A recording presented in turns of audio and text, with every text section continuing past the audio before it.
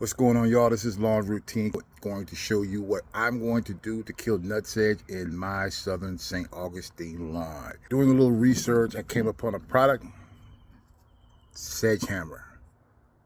This stuff works. It does come with a little scooper here, and a little goes a whole long way. This nutsedge here, I got it on Do Your Own. I think I paid about 60 bucks for it. It is a little bit expensive up front, but as you use this, which doesn't take a whole lot, it will last you quite some time.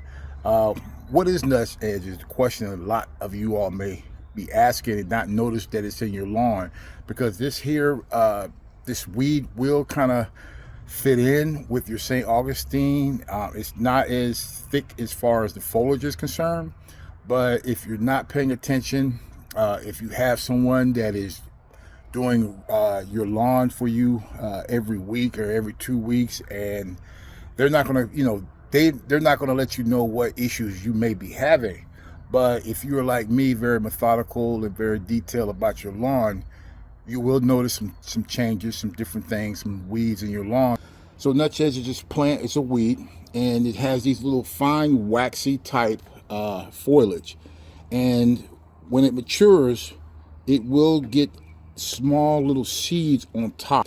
It has those little, at the roots, it has those little nutlets. Now, if you break this off by pulling it out of the ground, number one, those little nutlets here, those seeds, are going to spread.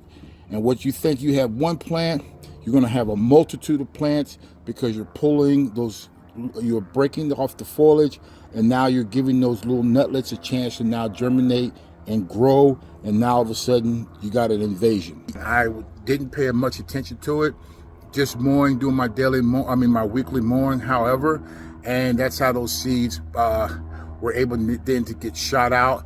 And then I was pulling them, and then those seeds, those little nutlets, were then just causing havoc. The ratio to this mixture is one of these little scoops to 1 gallon of water. So I roughly have about 2,000 square feet, a little bit more than 2,000 square feet of sod area with St. Augustine.